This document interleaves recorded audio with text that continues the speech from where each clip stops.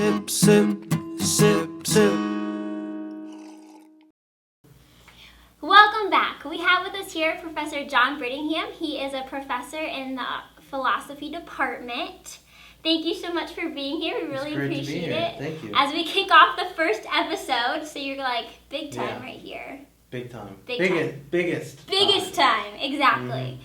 Okay, so we have a list of questions for you. Great. First off, I wanted to ask a little bit about your background. So where did you grow up? I grew up in eastern Pennsylvania in a town called Pennsburg. Which just small town, a little bit bigger than Greenville, probably around the same size as Edwardsville. Okay. I guess, yeah. Very cool. So, do you have siblings? I do not. I am an only So you're child. an only child. Tell me a little bit about growing up as an only child. It's awesome. Yeah? Did you just get everything all the time? No, you don't get everything all the time. What you get is a lot of attention from your parents. With my parents, the difficult thing was that I was very independent from the time I was a little kid. So my mom was like, I have one child, and he doesn't really want to spend that much time with me. I was like, well, if you get me books, I'll be happy. Right. So from a young age, you like to read. Oh, absolutely. Just love to read. That's wonderful. So how did you get into philosophy? The love of reading? Yeah. Sort of. I also always, my mom and dad would say, I always asked questions. Way more than they could answer. Okay. And my students know that I still do that. Partially just to mess with them. Right. But I got to Greenville and initially wanted to do something in music, and then quickly decided that I didn't want to study music, I just wanted to play music. And I had some gen ed classes that I really enjoyed, and one of my friends, Rick McPeak's youngest daughter, Kelsey, said, "Oh, I'm in this philosophy class, you would love it." And so I wasn't in the class at the time, but we would have these conversations where she would tell me what they talked about, and I would just be energized by those ideas. So eventually that's how I got into it. Wow. And so what year were you in when you decided you were a philosophy major? No year, because I decided I was an English major before that. Oh. So I declared as an English major. I was an English major for maybe 2.5 years, and then realized that in order to fully complete my English major, I would have to stop taking classes in the philosophy and religion department, and I could not bear with that thought, so I became an ITEP major. Wow, so what is your ITEP? What did you graduate with? So I graduated with an ITEP in philosophy, literature, and religion. Wow. Yeah. That's a mouthful and a brainful. Well, here's the thing about it. I got in just before we were required to have your ITEP not sound like any majors. So it sounds like I'm a triple major, or in this cool interdisciplinary thing. Right. So it was great for graduate school because it looked like I was phenomenal. Sounded like I was a far better student than I was. Okay, gotcha. So I've heard that you're going to be Kent Dunnington's replacement, and that you claim to have a step up on the attractiveness scale. Who can compete with Kent? He's just a beautiful man. Some would say. Some would say that Kent Dunnington is a beautiful man. I would be one of those. But I've heard that you just got married, so your wife would, where do you think your wife stands? I think she would say that Kent is a beautiful man as well, but she's okay with me stating that. Okay. Yeah. Very cool. So, have you ever confronted Kent about taking his spot? Does he know that you have it out for his job? I do not have it out for Kent's job in any way, shape, or form. Just if it was handed to you, you would accept it? Probably. But it's a pretty great job. It's a pretty great job. It's a lot of responsibilities. It is a lot of responsibilities, and I am just deeply, deeply grateful for the opportunity to get the classes while he's on sabbatical. But I love Kent, and Kent is an amazing teacher and a fantastic colleague, and there's no way that I would want it to be either Kent or me. No. Why can't we have both? Exactly. Why can't both we is have better. both? in almost every situation. Almost every situation. When we're talking about good things. Yes. Precisely. Yeah. So you did just get married, and I heard from my outside sources that you are already having a love affair with Miguel Escobar. Look, what's said between two men who spoon on a cold, dark night needs to stay there. So how long has this love relationship been going on with Miguel? Miguel was probably the first student at Greenville that I really connected with. And so he and I he would like come down to my makeshift office, which is just a cubicle in the basement of the library that I decided to decorate. Nice. And so Miguel would come down there and hang out there, and then eventually when we started up the intentional community experiment on Beaumont, he became a part of that, and so we lived in the same house for about 3 years. So, I mean, Miguel is just an incredibly memorable student and a good friend. So this has been going on since before you were married? Yes. So it's just kind of like an add-on, like your wife came in, but you still have Miguel. I just can't quit You didn't him. leave him. Just can't quit him. Can't quit him. I understand that. I mean, he's such a man. This is true. Yeah. So I know that you're a movie junkie. What Apparently. would you? Yeah, this is you've told me yourself. So what would you say would be your top 3 movies, like that you cannot live without?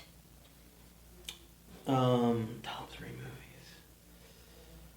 I could not live without my favorite movie of all time, which is The Big Lebowski by the Coen brothers. Okay.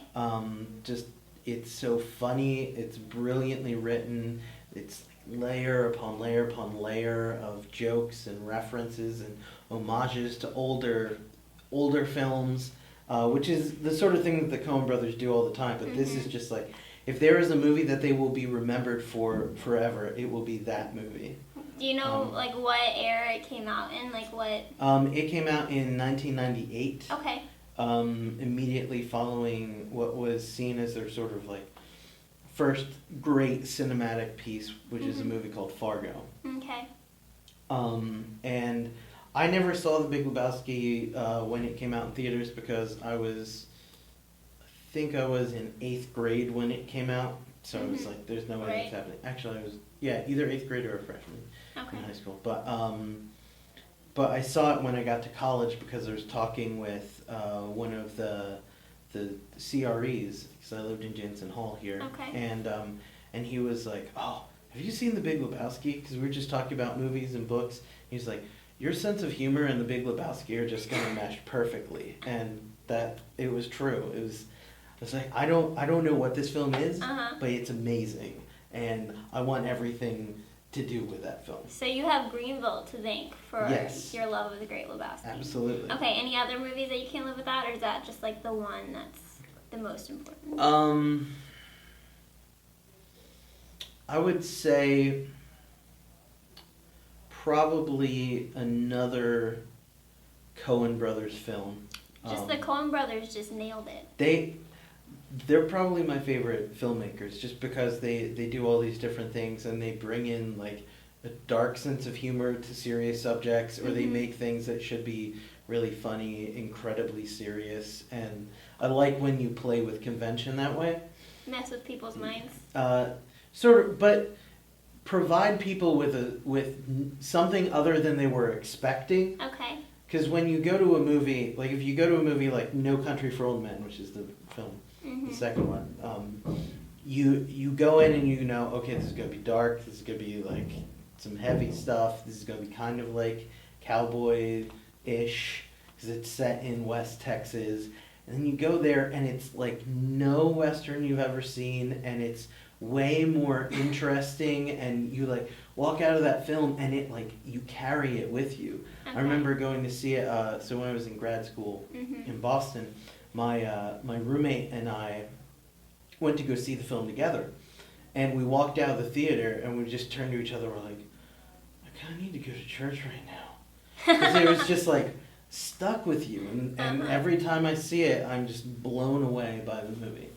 So it's worth watching more than once. Yes. Good to know. I also hear that you're into board games. Is that correct? Yeah. Yeah, you like to play games. You're a gamer. I guess in a sense. I mean, I really enjoy it. I think what I enjoy most is how a shared activity brings people together, and that you can include people who you might not have any other interests that are in common, but you get to learn about people because you're like, hey, you want to try playing this with us? Right. So I really like that aspect of it. And it brings out different parts of people that you don't see Yes, otherwise. Exactly. Which is great. Exactly. I am also a lover of games. So what game would you say that we would be the biggest losers if we hadn't played it?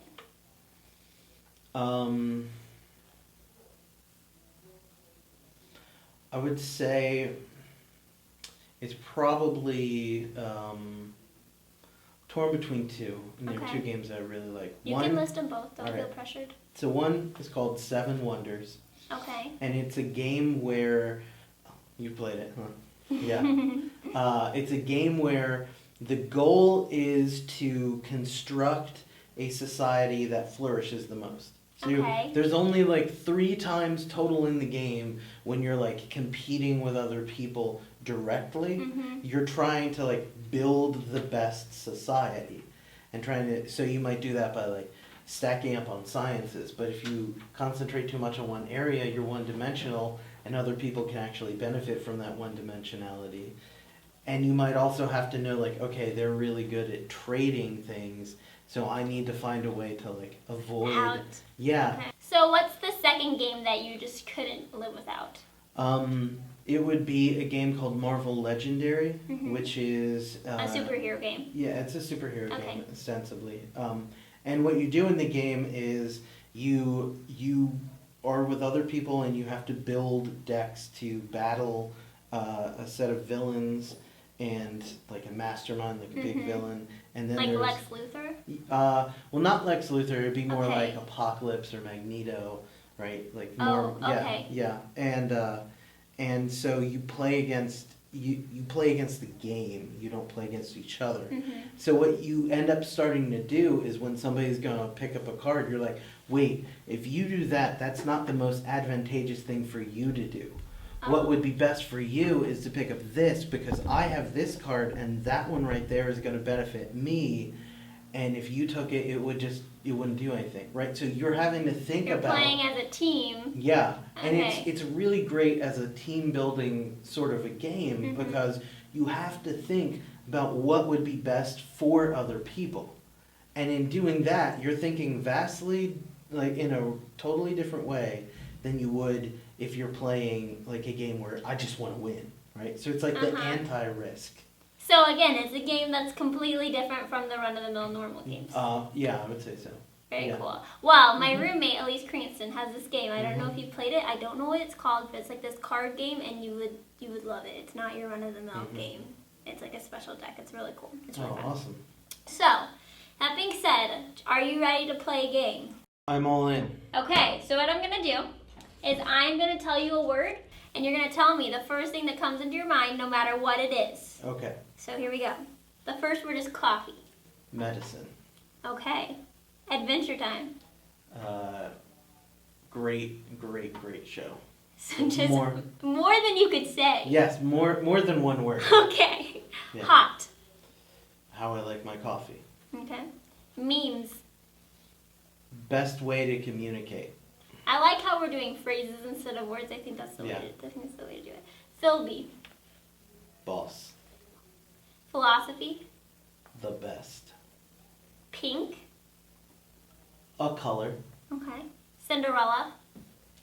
A story. And Ashley. A student. Good. You did a very good job at this game. And you transformed it from a word to a phrase. Well, I don't do well with rules. No, yeah. You just got to live outside the rules. Is that the philosophy in you? It probably is. Yeah. I would much rather misbehave. All right. That's more fun that way. Cool. Well, thank you so much for being here today with us, Prof. Brittingham. It was my pleasure. We really appreciate it. We're excited to have you. And we hope that you have a magical day, Greenville. Whew. Well, that was good. We did it. Yes. Yeah. That was fun. Thank you so much. I really do. I love it. I love this specifically because I get to know professors. It's a great way to do it. It was so fun. I remember one of my favorites was I had Ben Wayman last semester, and like since he was newer, you know, I'd never talked to him really. Yeah. But I was told Olivia Huber and Andrew Page were on the show last year, so they were like, you have to get these people. So we're just trying to. Sip, sip, sip, sip.